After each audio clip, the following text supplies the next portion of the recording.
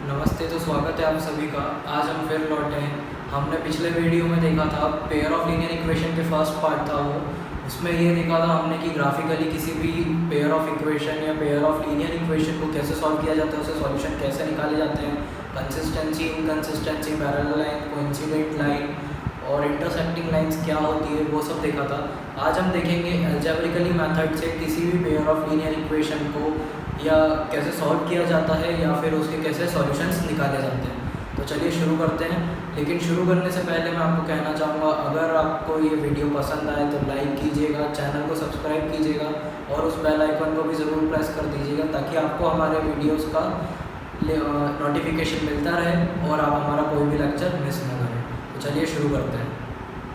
तो चलिए देखते हैं अलजेब्रिक जो मेथड्स होती है वो कौन कौन सी होती है किसी भी linear equation in two variables को सॉल्व करने के लिए, या यूँ कहें कि उनके सॉल्यूशंस निकालने के लिए कौन कौन सी मेथड होती है वो देखते हैं। तो पहली मेथड होती है सब्स्टिट्यूशन।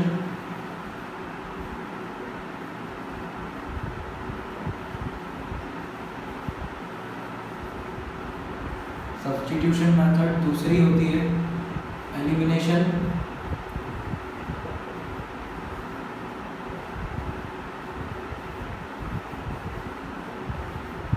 तीसरी होती है क्रॉस मल्टीप्लिकेशन मेथड।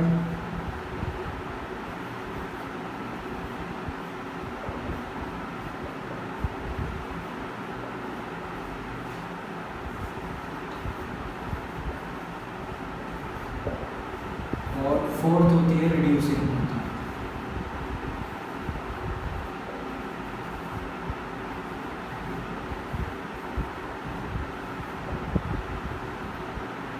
तो यहाँ पर हमारे पास चार मेथड्स है, सब्स्टिट्यूशन, एलिमिनेशन, क्रॉस मल्टीप्लिकेशन और रिड्यूसिंग मेथड। एलिमिनेशन या सब्स्टिट्यूशन में ये होता है कि किसी एक की वैल्यू निकाल कर दूसरे की जगह पुट करना, मतलब एक की वैल्यू निकाल कर दूसरे की जगह पुट करके हम उसको वापस सॉल्व करते हैं और उसके बाद हम सॉल्यूशन निकालते हैं। लेकिन एलिमिनेशन में होता है कि एक को हटाने के बाद दूसरे की वैल्यू निकाली जाती है। मतलब एक में होता है एक के बेसिस पे दूसरे की वैल्यू निकालना, और एक में होता है एक के बदले में दूसरे की इक्वेशन निकालना या दूसरे की वैल्यू निकालना। एलिमिनेशन में हम किसी एक वेरिएबल को एलिमिनेट करेंगे, मतलब कि हटा देंगे और फिर दूसरे की वैल्यू निकालेंगे। सब्स्टिट्यूशन में हम ये करेंगे कि किसी एक की वैल्यू निकाल कर उसे दूसरे में पुट करेंगे, ये मतलब सब्स्टिट्यूट करेंगे और फिर उसके बाद उसकी वैल्यू निकालेंगे। उसके बाद बात आती है क्रॉस मल्टीप्लिकेशन की। क्रॉस मल्टीप्लिकेशन में हमें वेरिएबल्स को कांस्टेंट से पहले इक्वेट करते हैं, फिर उन दोनों का क्रॉस मल्टीप्लिकेशन करते हैं। इसका एक फॉर्मूला होता है, वो मैं आपको बताऊंगा जब हम क्रॉस मल्टीप्लिकेशन सीखेंगे। उसके बाद रिड्यूसिंग मेथड आती है। रिड्यूसिंग मेथड एक पहले हम उनका वेरिएबल्स रिड्यूस करते हैं। रिड्यूस करना मतलब घटाते हैं, उन्हें एक छोटे फॉर्म में लेकर आते हैं। उसके बाद हम ये करते हैं कि जब वो छोटे फॉर्म में आ जाते हैं, उनको दो इक्वेशन बन जाती है, फिर उन दो इक्वेशंस को हम इन तीन मेथड में से किसी भी एक मेथड की हेल्प से सॉल्व करते हैं। तो चलिए हम सीखते हैं सब्स्टिट्यूशन मेथड सबसे पहले, और इसके कुछ एग्जांपल्स देखते हैं। हम इन सभी के एग्जांपल्स देखेंगे, कुछ इक्वेशन बेसिस पर एग्जांपल्स देखेंगे, कुछ वर्ड प्रॉब्लम्स के बेसिस पर एग्जांपल देखेंगे, जिसकी हेल्प से आपको दोनों चीज़ें अच्छे से आ जाए। तो चलिए देखते हैं। तो अब हमारे पास यहाँ पर एक क्वेश्चन है जिसमें हमें सब्स्टिट्यूशन मेथड की हेल्प से एस और टी की वैल्यू निकालनी है। ये दोनों एक इक्वेशन दी हुई है, मतलब दो लीनियर इक्वेशंस दी हुई है जिसमें एस और टी दो अलग अलग वेरिएबल्स हैं जिनकी वैल्यू हमें सब्स्टिट्यूशन मेथड से निकालनी है। तो चलिए देखते हैं कैसे निकलेगी। हम स्टार्ट करते हैं। तो यहाँ पर हम मान लेंगे गिवन इक्वेशन,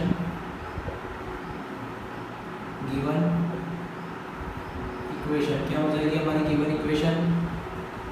पहली तो हो गई s minus T is equal to 3, ये हो गई फर्स्ट इक्वेशन।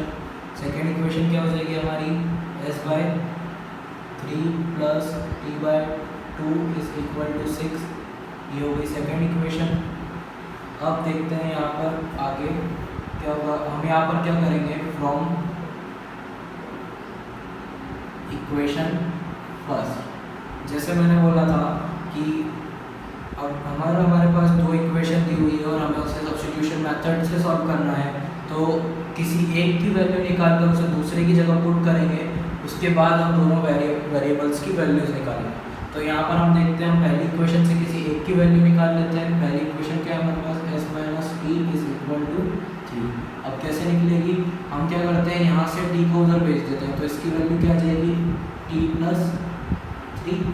s की वैल्यू आ गई हमारे पास t प्लस 3, ये हो गई हमारी थर्ड इक्वेशन। इसके बाद क्या करते हैं, पुटिंग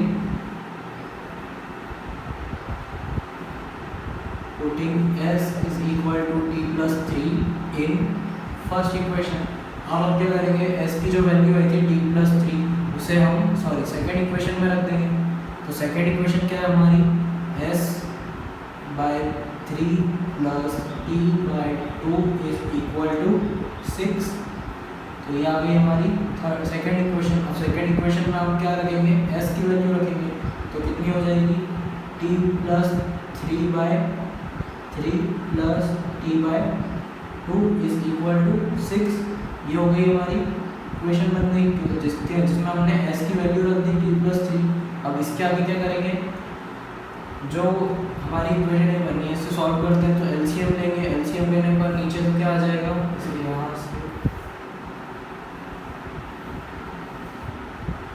एलसीएम लेने पर क्या आ जाएगा हमारे पास नीचे 6, यहाँ से 2 इधर मल्टीप्लाई होगा तो 2t प्लस 2 3 6 प्लस यहाँ से 3t इज इक्वल टू, ये जो 6 इक्वल टू है इसे इधर ही रहने देते हैं। अब यहाँ पर क्या हो जाएगा 3t प्लस 2t कितना हो जाएगा 5t plus 6 divided by 6 is equal to 6। अब यहाँ से हम क्या करें, 6 को इधर ले जाते हैं, तो ये कितना हो जाएगा 5t plus 6 is equal to 36। 6 into 6 36। अब यहाँ से 5t is equal to 36 minus 6, तो ये कितना हो जाएगा 5t इज इक्वल टू 30, और t की वैल्यू यहाँ से कितनी आ जाएगी 30 डिवाइडेड बाय 5। तो t की वैल्यू कितनी आ गई यहाँ से 6। तो ये तो आ गई t की वैल्यू। अब हम क्या करेंगे, putting t is equal to 6 in third equation. अब जब थर्ड इक्वेशन में हम t की वैल्यू रखेंगे, तो थर्ड इक्वेशन क्या थी हमारी, s is equal to t plus 3। Third equation है हमारी s is equal to t plus 3। t की वैल्यू कितनी आई हमारे पास 6, तो यहाँ पर हम क्या रख देंगे, s is equal to t की जगह हम 6 रखेंगे, तो 6 प्लस 3, तो ये कितना हो जाएगा s इज इक्वल टू 9। ये आ गई हमारे पास s की वैल्यू। तो t की वैल्यू कितनी आ गई थी 6, पहली वैल्यू। दूसरी वैल्यू s की कितनी आ गई 9। ये यहाँ पर हमारा क्वेश्चन खत्म हो गया। तो इस तरह से जो लीनियर इक्वेशन मतलब जो भी सॉल्व करनी है हमें, अगर अलजेब्रिकली करनी है और इक्वेशंस दी हुई है तो इसी मेथड से करनी है। अगर आपको ये उतारना है तो उतार लीजिए या स्क्रीनशॉट लेकर सेव कर लीजिए। तो अब हम देखते हैं कि इसी के बेसिस पे, सब्स्टिट्यूशन मेथड के बेसिस पे किसी भी वर्ड प्रॉब्लम को कैसे सॉल्व किया जाता है। तो चलिए देखते हैं। तो यहाँ पर हमारे पास अब एक वर्ड प्रॉब्लम है। इस वर्ड प्रॉब्लम को हमें सब्स्टिट्यूशन मेथड की हेल्प से सॉल्व करना है। तो वर्ड प्रॉब्लम क्या कह रही है, a fraction becomes 9/11 if 2 is added to both the numerator and denominator. अब कोई एक फ्रैक्शन है जो 9/11 हो जाता है कब, जब उसमें से 2 न्यूमरेटर में भी ऐड किया जाए और 2 डिनोमिनेटर में भी ऐड किया जाए। फिर वो क्या बोलता है, अगर 2 की जगह 3 ऐड किया जाए न्यूमरेटर और डिनोमिनेटर में, तो वो फ्रैक्शन क्या हो जाता है 5/6 हो जाता है। तो फ्रैक्शन बताइए। अब देखिए इसमें कोई प्रॉब्लम नहीं है, बहुत इजी सा क्वेश्चन है। बस जैसा जैसा वो बोल रहा है वैसा वैसा करते जाइए, अपने आप इक्वेशन बन जाएगी। तो पहले क्या करेंगे हम, अकॉर्डिंग टू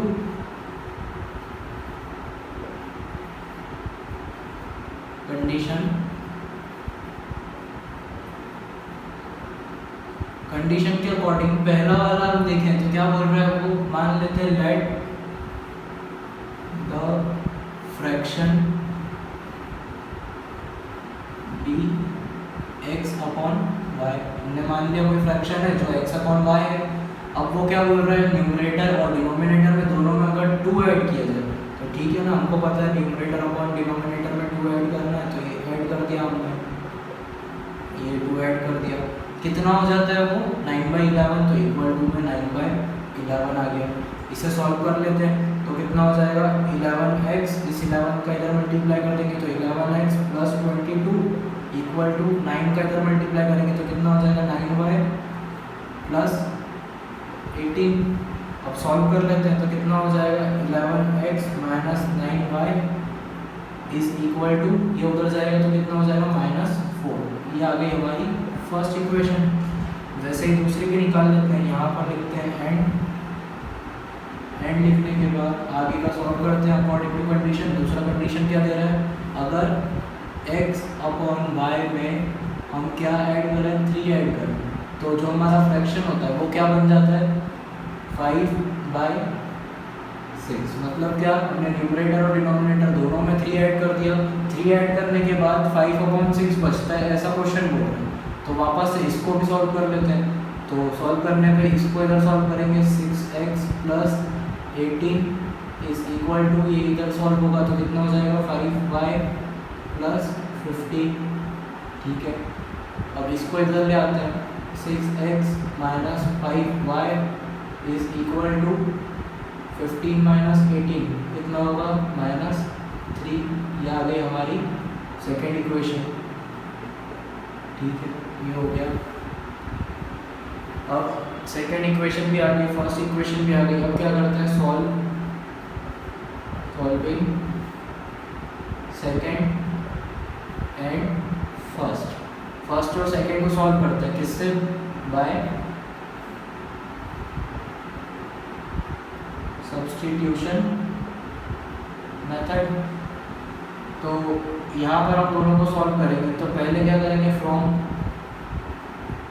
इक्वेशन नंबर 1 पहली इक्वेशन से हम क्या लिखेंगे, एक की वैल्यू निकाल लेंगे। उस एक की जो वैल्यू निकलेगी किसी वेरिएबल की, उसमें हम इसे उसको हम इसमें पुट कर देंगे। तो निकालते हैं, क्या है हमारी first equation 11x minus 9y is equal to -4। तो अब देखते हैं यहाँ पर इसको उधर भेजते हैं तो कितना हो जाएगा 11x is equal to 9y minus 4। अब यहाँ पर से हम 11 को इधर डिवाइड में ले आते हैं तो x की क्या वैल्यू आ जाएगी हमारे पास 9y minus 4 divided by 11।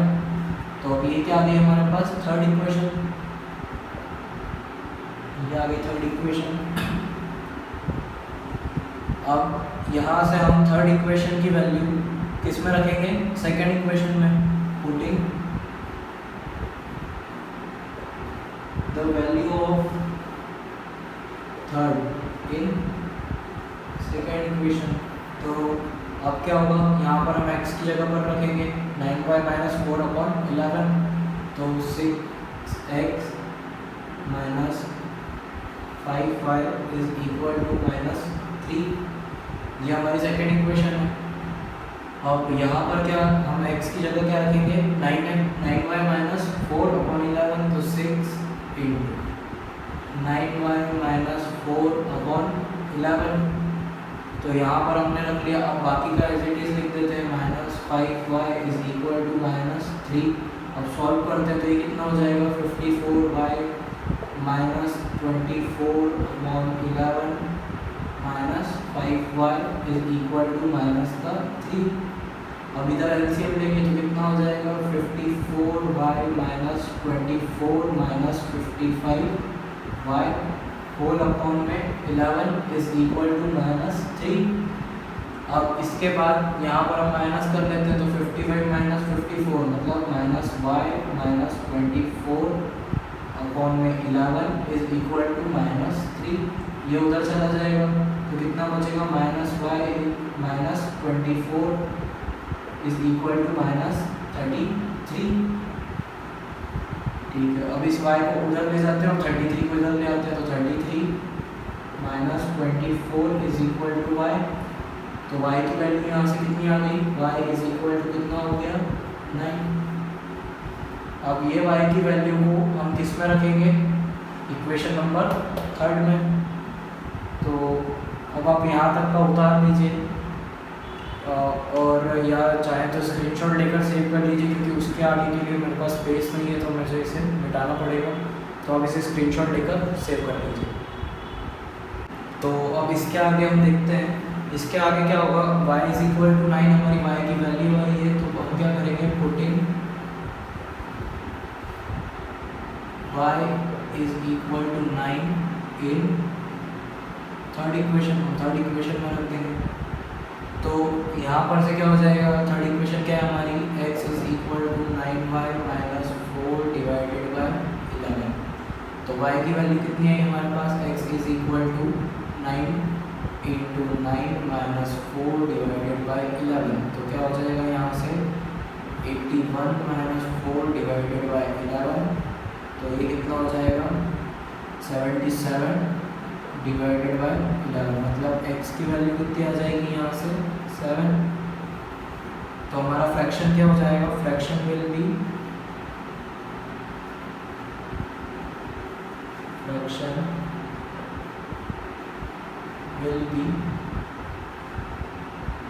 x upon y is equal to 7 upon 9, क्योंकि हमारा x क्या है 7, y क्या है 9। हमने x अपॉन y को क्या माना था, फ्रैक्शन, तो उसके अकॉर्डिंग हमारा फ्रैक्शन क्या हो गया 7 अपॉन 9। तो यहाँ पर हमारा सब्स्टिट्यूशन मेथड का टॉपिक ख़त्म होता है। हमने इक्वेशन के बेसिस पर भी देख लिया और वर्ड प्रॉब्लम्स के बेसिस पर भी देख लिया। अब हम देखेंगे एलिमिनेशन मेथड कैसे होती है, उसके भी कुछ एग्जांपल देखेंगे इक्वेशन के बेसिस पर भी और वर्ड प्रॉब्लम के बेसिस पर भी। तो अगर आप चाहें तो इसे सेव करना चाहें तो सेव कर लीजिए स्क्रीनशॉट लेकर, और अगर उतारना चाहें तो वीडियो को पॉज कर उतार लीजिए। तो अब हमें यहाँ पर देखना है कि एलिमिनेशन मेथड से किसी भी पेयर ऑफ लीनियर इक्वेशन को कैसे सॉल्व किया जाता है। तो यहाँ पर एक पहला क्वेश्चन हम लेते हैं जो कि इक्वेशन बेसिस पर है। दो इक्वेशंस दी हुई है हमें, लीनियर इक्वेशंस, जिनको हमें एलिमिनेशन मेथड से सॉल्व करना है और उसके वेरिएबल्स की वैल्यू निकालनी है। यहाँ दो वेरिएबल्स है x एंड y, इन दोनों की हमें वैल्यू निकालनी है। तो कैसे निकालते हैं चलिए देखते हैं। तो यहाँ पर हम मान लेते हैं सॉल्यूशन, देखते हैं सॉल्यूशन। मान लिया गिवन इक्वेशन हमें दी हुई है,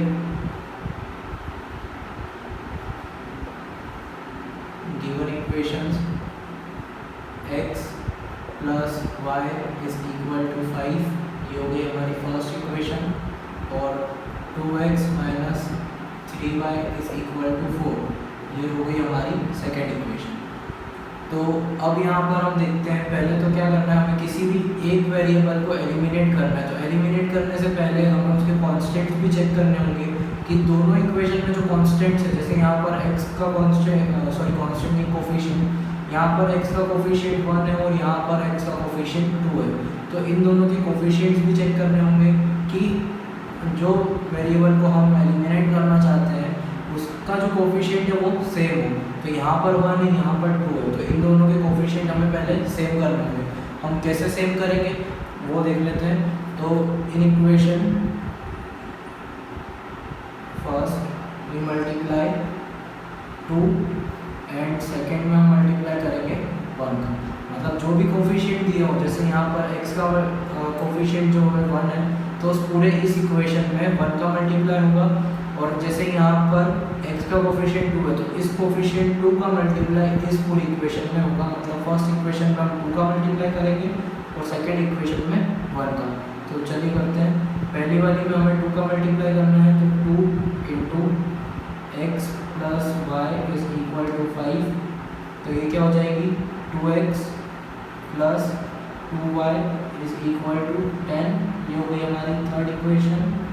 एंड अब अगली इक्वेशन क्या हो जाएगी हमारी, हम क्या करेंगे, अब फर्स्ट वाले के लिए सेकेंड वाले के लिए हम क्या करेंगे, 1 का मल्टीप्लाई करेंगे। तो 1 का मल्टीप्लाई करने में क्या आ जाएगा हमारे पास 1 into 2x minus 3y is equal to 4। अब 1 का मल्टीप्लाई करेंगे तो कोई इफेक्ट ही नहीं पड़ेगा, वो एज इट इज वापस आ जाएगी। तो ये क्या हो जाएगी हमारी 2x minus 3y is equal to 4। ये क्या हो गया हमारी फोर्थ इक्वेशन, मतलब वही सेकेंड इक्वेशन ही है हमारी। लेकिन ये इसमें सिर्फ करना समझाने के लिए कर रहा हूँ। अगर आपको जब आपकी प्रैक्टिस हो जाएगी, जब आपको पता चल जाएगा कि यहाँ पर हमारे पास वेरिएबल सेम है या तो फिर 1 है वेरिएबल एक में और दूसरे में सिर्फ सेम करना है, तो हम सिर्फ एक ही का मल्टीप्लाई करेंगे और दूसरे में आप डायरेक्टली लिख सकते हैं। ऐसा कोई कंपलसरी नहीं है कि हमें उसमें 1 का मल्टीप्लाई भी कर दिखाना रहे, मैं सिर्फ समझाने के लिए ऐसा कर बता रहा हूँ। तो अब यहाँ पर हम क्या करेंगे, बाय एलिमिनेशन मेथड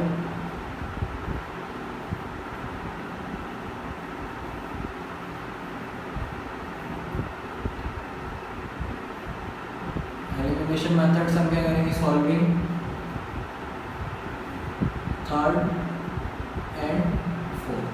अब देखिए यहाँ पर हमारे पास थर्ड इक्वेशन है और फोर्थ इक्वेशन है, इन दोनों को हम सॉल्व कर लेते हैं। तो क्या हो जाएगा, थर्ड इक्वेशन क्या है हमारी, 2x plus 2y is equal to 10 और 2x minus 3y is equal to 4। ये आ गई हमारी सेकेंड इक्वेशन, मतलब फोर्थ इक्वेशन। तो यहाँ पर हम क्या करेंगे, साइन चेंज कर देंगे। यहाँ पर हम माइनस करना है क्योंकि यहाँ प्लस है, यहाँ पर माइनस करेंगे। माइनस करने में क्या होगा, सबके साइन चेंज हो जाएंगे, ये प्लस का हो जाएगा और ये भी माइनस का। तो ये क्या हो जाएगा, पूरा कैंसल। फिर उसके बाद यहाँ पे हम बीच वाला साइन छुपाएंगे और ये कितना हो जाएगा, प्लस प्लस प्लस, तो 5 हो जाएगा, 5y और इज इक्वल टू यहाँ पर प्लस माइनस माइनस होगा, तो ये कितना हो जाएगा, 10 माइनस 4 मतलब 6। तो y की वैल्यू कितनी आ जाएगी यहाँ से, y इज इक्वल टू 6/5। ये आ गई हमारी y की वैल्यू। अब हम क्या करेंगे कि जब हमारे पास y की वैल्यू आ गई तो इस y की वैल्यू को किसी भी एक इक्वेशन में पुट करेंगे। या तो हम फर्स्ट में कर दें, या सेकंड में कर दें, या थर्ड में कर दें, या फोर्थ में, कोई भी एक इक्वेशन में हमें इस y की वैल्यू को पुट करना है। तो मैं इसे फर्स्ट इक्वेशन में ही पुट कर रहा हूँ। तो ये कितना हो जाएगा, x और पुटिंग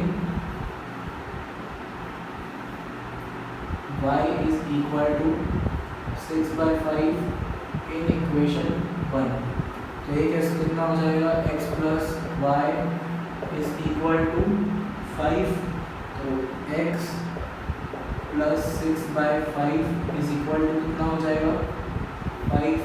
अब यहाँ पर हम एलसीएम लेंगे तो ये 5x प्लस 6 डिवाइडेड बाय 5 हो जाएगा और ये 5, ये 5 उधर जाएगा तो 5x plus 6 is equal to कितना हो जाएगा, 25। और फिर 5x is equal to 25 minus 6, तो कितना हो जाएगा, 5x इज इक्वल टू ये कितना हो जाएगा, 19। तो x की वैल्यू क्या आ जाएगी, 19/5। ये आ गई हमारी x की वैल्यू और y की वैल्यू क्या है थी हमारी, 6/5। तो ये आ गई हमारे पास दोनों वैल्यूज़, दोनों वेरिएबल की वैल्यूज़। तो इन दोनों वेरिएबल की वैल्यूज़ निकल गई, मतलब हमारा क्वेश्चन खत्म हो गया। तो ये तो था हमारा इक्वेशन बेसिस पे क्वेश्चन। ऐसा ही हम एलिमिनेशन मेथड के लिए दूसरा क्वेश्चन देखेंगे जो कि वर्ड प्रॉब्लम के बेसिस पे होगा। तो आप अगर चाहें तो इसे उतार लीजिए या फिर वीडियो को पॉज कर लीजिए और स्क्रीनशॉट लेकर सेव कर लीजिए। तो अब हमारे पास यहाँ पर एक वर्ड प्रॉब्लम है जिसे हमें एलिमिनेशन मेथड की हेल्प से सॉल्व करना है। इसी तरह का एक वर्ड प्रॉब्लम हमने फर्स्ट पार्ट में भी देखा था, उसे हमने ग्राफिकली प्रूफ किया था। अब इसे हम एल्जेब्रिकली प्रूफ करेंगे। सेम वही क्वेश्चन है, बस डिजिट और नाम चेंज है। तो चलिए देखते हैं कैसे करेंगे। मैंने उस पार्ट में भी बताया था, अगर फ्यूचर से होगा, मतलब फ्यूचर की बात हो रही होगी तो हम क्या यूज़ करेंगे, प्लस साइन। पास्ट की बात होगी तो क्या यूज़ करेंगे, नेगेटिव साइन, मतलब माइनस साइन। तो अब देखते हैं इसे कैसे सॉल्व करना है अकॉर्डिंग टू कंडीशन।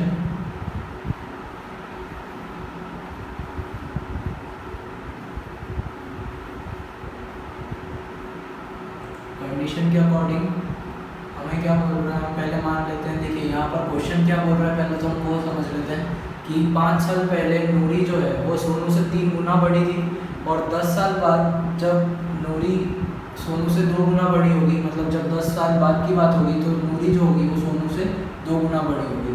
तो नूरी और सोनू की एज हमें बतानी है। तो पहले हम मान लेते हैं let present age of Noori is equal to x and present age of Sonu is equal to y। तो अब यहाँ पर हम देखते हैं कि पहला सेंटेंस क्या बोल रहा है हमें कि अगर प्रेजेंट एज होगी, मैंने फर्स्ट पार्ट में बताया था कि अगर हमें दो पर्सन्स की एजेस को इक्वेट करना है तो हम पहले उन्हें इक्वेशन में लिख लेंगे। फिर उसके बाद जितने साल की बात हो रही है, मतलब 5 ईयर एगो, 5 साल पहले की बात हो रही है, 5 साल पहले के लिए हम क्या करेंगे, -5 इधर भी कर देंगे, -5 इधर भी कर देंगे। उसके बाद जो छोटा होगा उसमें मल्टीप्लिकेशन होगा जितने भी टाइम्स का वो बोल रहा होगा। जैसे यहाँ पर सोनू छोटा है और नूरी उससे कितनी बड़ी है, 3 गुना बड़ी है, तो यहाँ पर हम क्या करेंगे, 3 गुना किसकी एज में मल्टीप्लाई करेंगे, सोनू की एज में। तो अब यहाँ पर ये कितना हो जाएगा हमारे पास, x - 5 is equal to 3y - 15। तो अब हमारी इक्वेशन क्या आ जाएगी, x - 3y is equal to -10। ये 5 उधर चला जाएगा प्लस में, तो ये माइनस का 10 बचेगा। ये आ गई हमारी फर्स्ट इक्वेशन। अब उसके बाद दूसरी इक्वेशन निकालनी है, तो वापस से वही क्या करेंगे, x और y को इक्वेट कर लेंगे। फिर अब क्या हो रहा है, 10 साल बाद की बात हो रही है, 10 साल बाद मतलब कि +10 +10, दोनों तरफ +10 कर दिया हमने। अब कितने टाइम्स की बात हो रही है, ट्वाइस की बात हो रही है, ट्वाइस मतलब 2 गुना। तो अब हम यहाँ पे क्या मल्टीप्लाई करेंगे, 2 मल्टीप्लाई करेंगे। तो अब ये कितना हो जाएगा, x + 10 इज इक्वल टू, ये कितना हो गया, 2y + 20। मतलब ये इक्वेशन क्या बन गई हमारी, x - 2y is equal to 10। ये आ गई हमारी सेकेंड इक्वेशन। अब आगे देखते हैं। अब हम क्या करेंगे, eliminating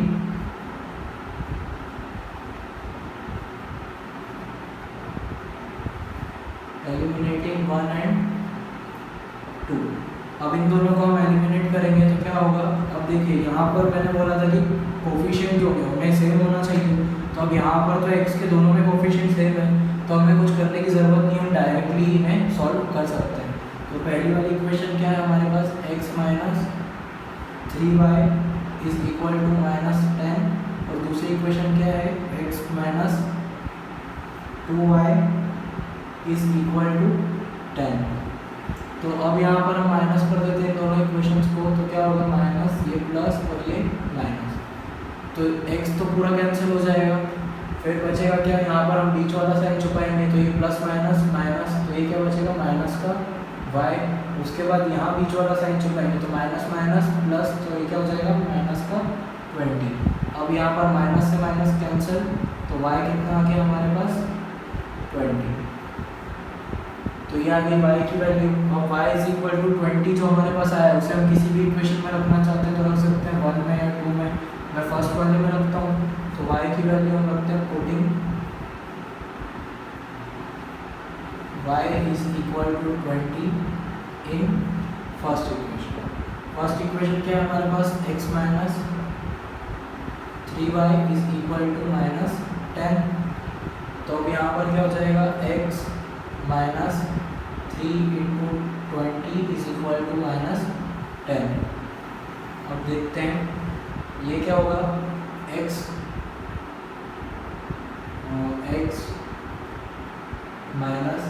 60 is equal to 10, sorry -10।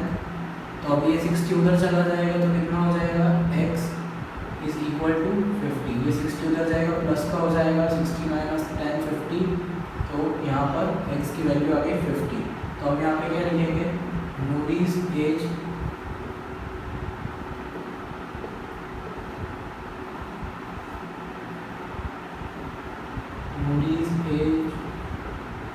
will be 50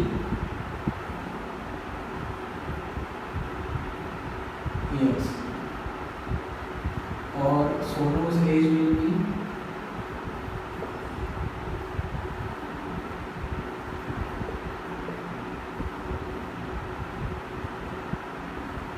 20।